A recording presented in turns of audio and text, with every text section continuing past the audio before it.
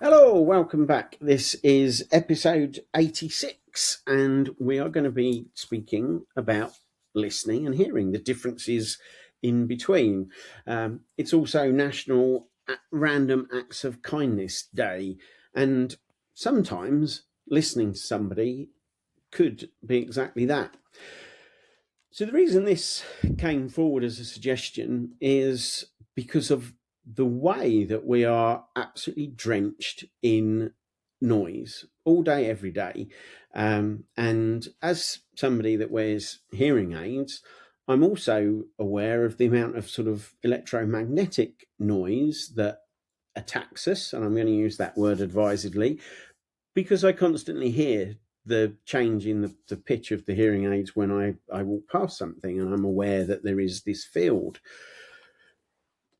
And I was watching a really interesting documentary, and one of the points that was made was that in this sort of ocean of electronic noise and other sound that comes to us, if we take the time to listen and pinpoint a particular sound and follow that, then we can actually kind of reduce that hubbub, and our ability to follow that sound can be developed and increased.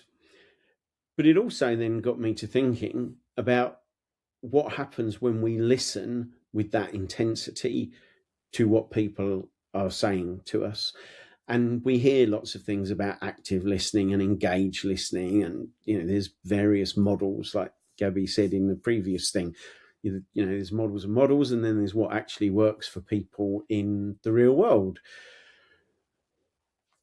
So when we offer that immediacy and that intensity of listening, that we follow the person's thread through the hubbub of other things, story, etc., what's that impact for us as coaches? What does that mean that our clients get, as opposed to the way that other people listen and hear them?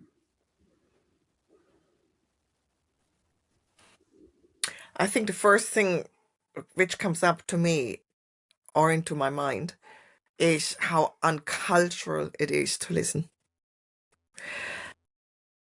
The best example, it happens to me a lot when I have new clients who never went to a practitioner. When they can actually talk and somebody just listens, they so quickly open up because they never had the chance. And I remember I had once somebody, he came actually to an initial just 20-minute chat to see if he wants to work with me. And he just talked and talked and talked for an hour. And then he said, "It was a great session. How much do I owe you?" And he said, "And you were great help. That was super." I said literally almost nothing for 60 minutes. It's just the fact that he was able to, for once, talk without being interrupted and just ask a few questions, which made sense to him, total sense, because I had actually listened. And that happened very early when I started out, and I just realized how not common it is to listen and not to interrupt. And I'm wondering if it's a little bit of a Western trait, because I was in Asia, I was in Japan, and they listen far more intently, cultural to people, and they do not interrupt until they're invited to speak, which was so nice.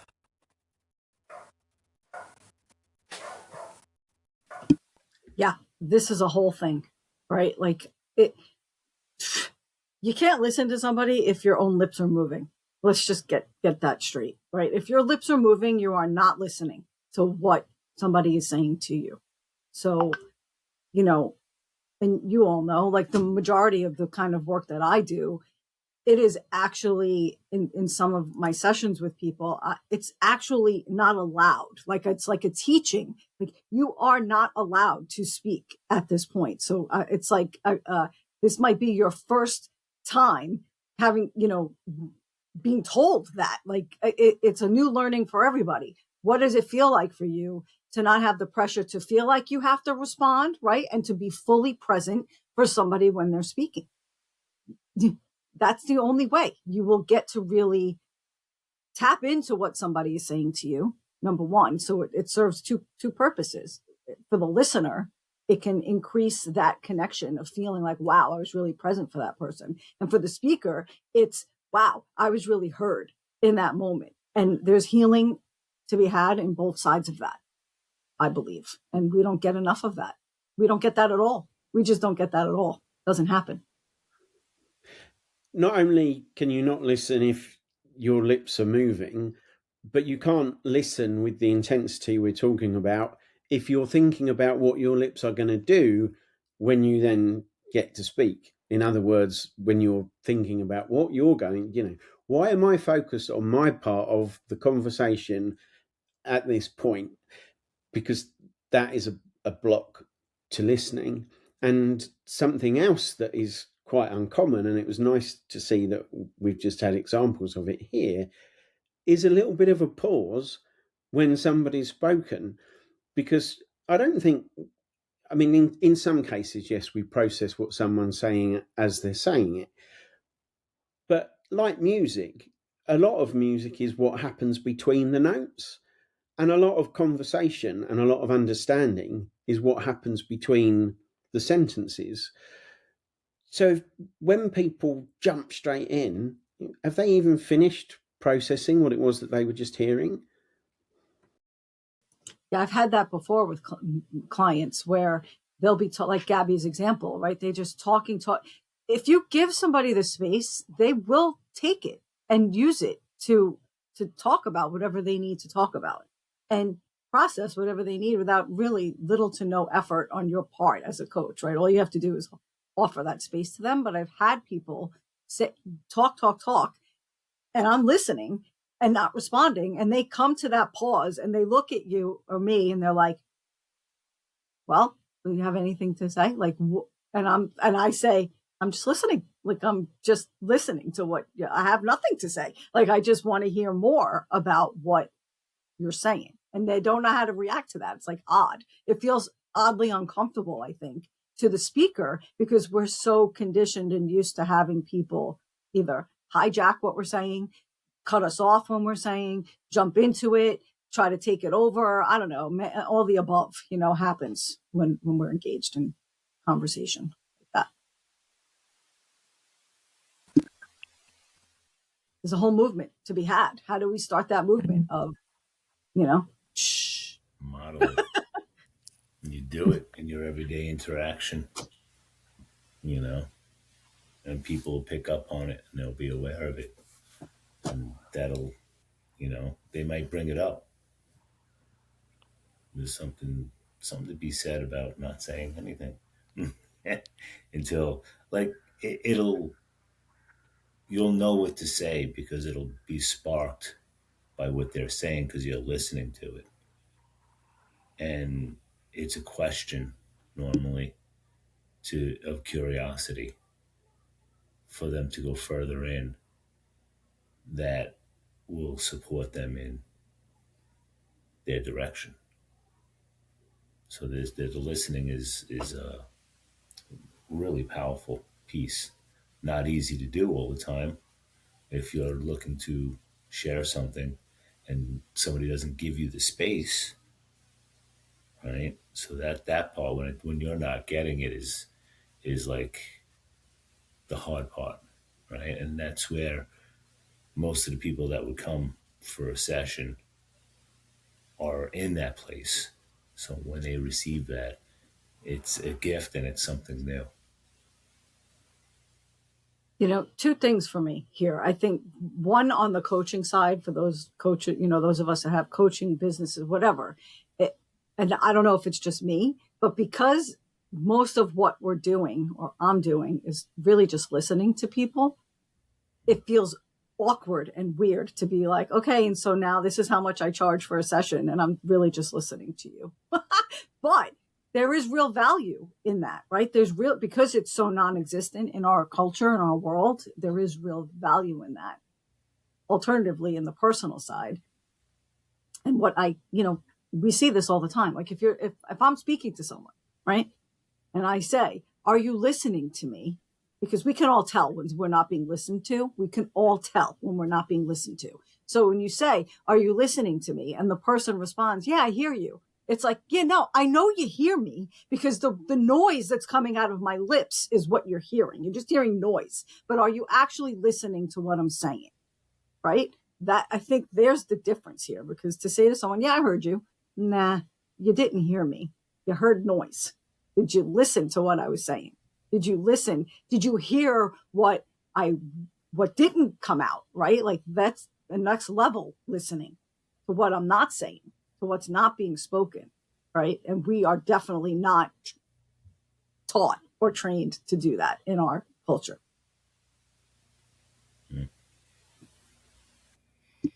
Yeah, I think in our personal lives, we all have experienced it, because I think we're all pretty bad at it. Maybe because we're brought up in this place where we learn as a 10-year-old, adults don't listen, and we learn that if we try to breathe between two sentences, somebody will jump in and will take over. So, when you meet people and they talk really, really fast and they almost don't take a breath, you know exactly. Yeah, they're always at somebody interrupting them. They're used to that. They're just trying to get the points across, and they don't stop because they're afraid somebody jumps in. And we all know those situations. We all had the fights where somebody shouted at you, "This is not what I said. This is not what I meant," because you were hearing noise. You weren't listening. It's really interesting how you identified, right, someone who talks a mile a minute, because holy shit, I have the opportunity to talk. Finally, I'm gonna fire hose it all out at you, right? There's one way of spotting it, but then you have the alternate side of people who, well, I'm not gonna, because I've had experience of people either interrupting me or hijacking me and giving me the message that what I have to say really isn't worth being listened to anyway. So I'm not outwardly willing. How do you get those people? Like that trust that has to be built over time so that they come to learn, well, this is somebody who actually does want to listen to me. So maybe I do have something to say, is how possibly you can get to that type of person who's been taught, I got nothing to say. And Gabby mentioned there with children learning, parents often say, oh, they reached a certain age and then they just withdrew. Did they withdraw, or did they learn that you just want to hear certain things and you're going to keep going until you've heard a certain thing? So they say the thing that makes you leave them alone because you don't actually want to hear what they have to say. And you were just asking, how do we get through to those people? And a simple question, how have you experienced being heard in your life? I mean, did we all, sorry, Gabby, did we all grow up with the children should be seen and not heard anyway? So it's like, cool. All right. I'm just going to go hide over here then. And nothing I have to say is going to matter because I'm not supposed to be heard anyhow. Okay. I mean, we always talk about introverts and extroverts and like their character traits or something we're born with, but we're not. It's just the communication style we learned somewhere. If you think about it, and that's a personal experience when I was a child, because I had a much older sister. And when I tried to communicate something, I was either not listened to because other things were more important, or I felt ridiculed. And I'm sure it was quite cute and funny what I said. I know that. I'm an adult now. But when you're 7 years old or 8 years old and you have something really important and you're trying to communicate it, and then the adults all laugh. Yeah, you may come to a point where you maybe stop telling things. And it's funny because my communication style, people think I'm an extrovert, but I'm actually not. I can talk a lot because I had learned in social kind of environments when I was younger, because I was in a lot of kind of clubs and stuff. I have learned to talk to people, but I'm very, very economical with what I'm saying to people. And it had an effect in my life where I left partners and I didn't even know why, because I didn't say a word. I didn't say a word because I thought somewhere in my subconscious, now I know I won't be listened to anyway. So what's the point? And then it just, instead of saying something, it just piled up, piled up, piled up to the one day went, this is not working. And I just said, it's not working, goodbye, I'm out of there. And they're sitting there like, I didn't even know we had a problem. I love your use of the word economical. I'm very economical. I love that. It's like, I'm being economical. I don't have anything to say right now. That's how is what I'm about to say going to move this conversation forward? And honestly, how is what I'm about to say going to help me to feel any closer to being listened to right now? Right? Like, economical. Yeah. I think with a lot of people, I actually perfected the art somewhere in my teens to speak a lot without saying anything important. Or let people really know what's going on. Does that make sense? So I was always very social. I looked always very extrovert and very jolly and the whole lot. But very few people actually knew what was going really on with me. That's really interesting, and I'm curious. And because you brought it up, if it's okay, I want to ask you how, because I'm sure there are millions of people out there that are listening, because we have millions of listeners as far as I'm concerned. That also experience this, right? Because of repeat experience of, no matter what I say, I'm not being listened to anyway. So let me figure out a way to still engage, but not. What, if anything, what kind of impact did that have on you after you left social engagements like that? Did it leave you feeling disconnected?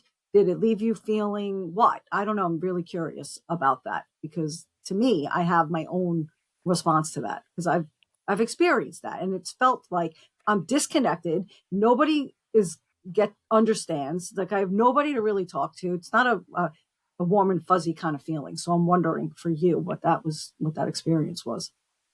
When I was younger, I was definitely disconnect. So I was one of these people who could be out and meeting friends and having a lot of fun, but feeling probably quite lonely. It was only when I got older and I met certain people I could talk to who were good listeners, where I changed, where I had no problem going out and having fun with a certain group of people. I was really good in having different group of people. So I had group of people having fun, having a ball, doing all the things you do when you're like in your 20s and your 30s. And then had a couple of people I could talk to. So I was very, very good in separating in between. So I would maybe go out one Saturday, have to fun with my fun friends, and then I would maybe have a Saturday evening with one particular friend chatting until 3 a.m. in the morning. So I learned very, very well to have kind of the two groups, if that makes sense, because I was always fun loving. I love to go to concert or dancing or all that when I was younger. So I did the fun activities. Yeah. There was a comment made earlier about what you hear, like the unspoken word, and I'm not coming at this from the that inner critic who hears the negativity. I'm coming from this perspective that there's the overt conversation, what you're actively engaged in talking about. There's the covert conversation, which is the conversation that isn't being had. There's the part of the conversation that's being specifically ignored, and the part of the conversation that addresses what is unknown. I was given that model as, it's no wonder guys don't understand women, because that's their model of communication. But there's such nuance to conversation. Being able to sit in silence with somebody and being in communication with them, most people would say that is a golden thing to experience. So how do we learn all of these aspects? Because no one sits you down, much as we've said many, many other times on this channel. this isn't uncommon. People do not teach you these things. So how do we even get to understand that complexity and nuance, and how vital the listening and hearing is as part of that, I wonder?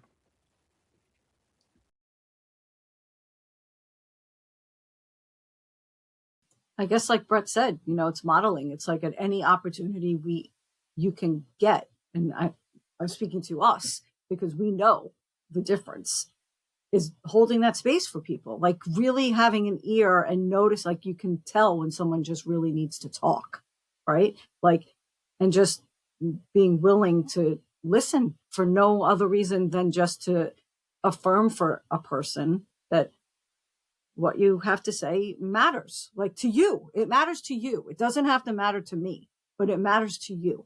And as a fellow human being, the least I can do is just be here to allow you to say what you need to say. Can we rewind to our first episode that we recorded like 2 weeks ago, where I get viscerally triggered by noises that I don't like? Yet here I am saying, but we need to hold space for people. Like, and therein lies my problem. Like, what the hell is wrong with you that you can't stand that loud noise, but you really want to hold space to send the message that everybody has a I believe, an inherent right to be heard when they have something that they need to talk about. Yeah, I mean, I don't want to go woo, but your colleague might feel like they have an unconscious block in their throat and be coughing because they really want to speak out past it. And all you have for them is loathing and disgust. I mean, seriously, what's the matter with you as a human being? However, if I stumbled upon them in the kitchen and they started talking, I'd be the one to stand there and listen with a cough drop. I'm just kidding. Brett, you, I know, are a man of, people have said, who's the quiet one? Who's the one that doesn't say much? But I also know, you've gone on long cross-country motorcycle rides. You have absolutely no problem with initiating a real human connection conversation with absolute strangers. How does that work for you? I don't know. I think it comes natural. I've been in conversations with, like, say there's 3 of us standing around, 4 of us standing around, and looking to say something, but you see like there's no gap, and I'm like, all right, so I'm not meant to put anything in this conversation. I'm meant to hear something. What am I meant to hear? Right? And then I turn off needing to say something, and I'm like, what is it that I need to hear? Like, maybe there's a reason why this is going this way. And then I'm quiet and I just listen to what they're saying. And then sometimes I get hits on certain things. And, and when there is a gap, then I'll have a question to ask that'll be on point. But sometimes when there's no gap there, maybe it's just a sign that it's time to really listen. Maybe there's a message that you're meant to hear, and take that as a clue. Sometimes, like, you don't always have to, like, you're trying to jump in. So it's like, well, maybe it's just time to listen. Like, maybe I can learn something here, or maybe I get to know that person a little bit more by what they're saying. Or, there's something in that conversation. I don't know. That's kind of the way I look at it. If I'm having a hard time putting something in, then it's not for me to put in. It's time for me to just listen. There's something here. Like, I can get to know these people a little bit more by what they're saying. What I find really special about that is the fact that under probably any other circumstance and hearing from any other person, they might say, oh, I just switch off. I couldn't get word in edgeways, so I just switched off. Your default is not I switch off. It's I stop thinking I've got something to say, and I start to wonder, I have the curiosity about what I'm supposed to hear. And I think that is probably a really special attribute that not many people possess. Yeah, It, I think that's a natural. I don't think it was always like that. I think in doing my own work on myself and learning, right, it was like, oh, I'm meant to hear. I'm meant to hear something right now, not put into this. So I allow the space for hearing because there's something. There's probably a gift there, right? If we were able to catch that every time. So, and I don't know. I feel like I've been pretty fortunate. I can't complain about, where I am or, and I've come across a lot of great people and had a lot of great conversations, whether I didn't know them from a hole in the wall to, and they go to some really cool places in a short time, and then I never see them again. It's crazy. I I like that. I don't mind that. You know, there's something special about it. I don't know. I like people. oh no, not that topic again. You like people. We all know who likes people in this group and who doesn't, essentially. Something interesting you said, Brett, because it actually is a lovely example to the episode last week. So if you missed it, watch it, about acceptance and serenity coaching, because that would be a super example for the last quadrant. Can't change it. The peace. I accept it. I can't change it, and I don't do anything about it. Because when you talked, I realized when I was younger, I would get really annoyed when people interrupt me and they would jump in because I took a breath. I dared to take a breath and the conversation went off and they didn't even hear the rest of the story. Nowadays, I'm the same. I'm just sitting back and go like, okay, my story isn't that important. If it would be, they would listen. So what? So what? If they don't hear the end, if they don't want to hear it, doesn't matter. And I just sit back. So I don't try and jump in again or try to finish the story. And there's a certain group of people that happens all the time. And I don't know. I must have started in the last 5 years, probably 50 stories and never finished them. And it's okay.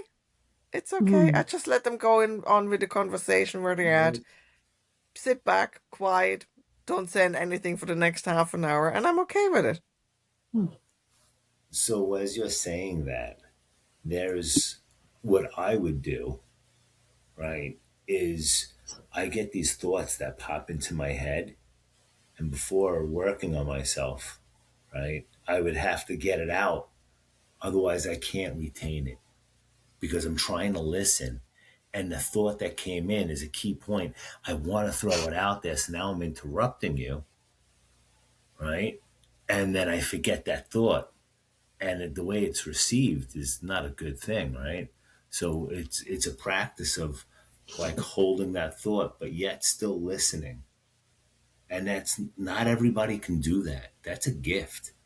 And for me, that's been a working point of being able to hold on to my thought, but still listen. So it's like two things on top of all the other thinking that I got going on in the background and the chatter and right. So it's some people don't have the awareness, right, to and they just got to blurt it out because they know they're going to forget it.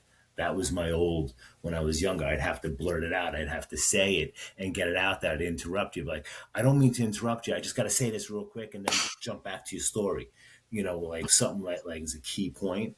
I'll interrupt with that. Like if it's something really big and it's something that you're talking about and I get a hit on, I would want to say it. So I'm just going to interrupt you for a moment and I'll share it and then I'll please step back in, depending on what the story is. And that's gotten better over time. So It's self-regulation, isn't it? Because one relation of mine even jumps in with just some general thought. It has absolutely nothing to do what we're just talking about. squirrel. And it just comes out loud. It's just a completely different thing. I go like, okay, you were definitely not listening because you were just thinking about something completely different. And in that case, what's the point? I just go like, okay. And it just goes off in a completely different direction. I used to be so annoyed. Nowadays, serenity, Alec. That's a good example.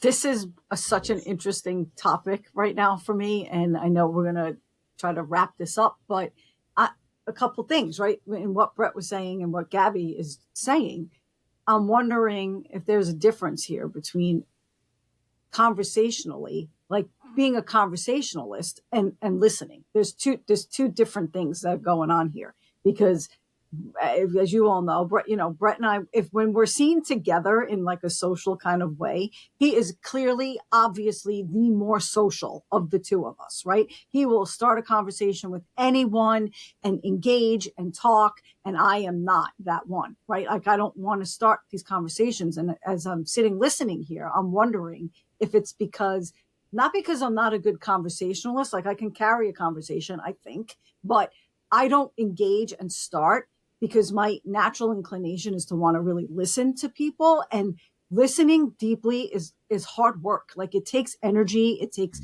focus. And sometimes I'm like, I'm not willing. Like, I have to reserve that right now. So it appears like, yeah, I don't want to really know this person, but it's because I don't want to have to now engage in the way that I want to engage if I want to make this person feel heard. I think that's different than carrying conversation, though, and being social. So it's just like a small little nuance there. But to Gabby's point, no, full on still in resentment about being interrupted. Fucking couldn't stand it when I was little. I can't stand it now. Like, it's like, so I need another arrow. I can't go straight to serenity here. Like, I need another goddamn arrow to deal with that, and that's an old learning, right? Like, the interrupting is a signal to me, like, what you're saying is not important. Thereby, you're not important. And I have to like reconcile that in some way. But yeah, those are my closing thoughts of this topic. I think it's a great topic, though, but further exploration between the difference. So I'm going to interrupt Erica, and we're going to have this as a cliffhanger episode.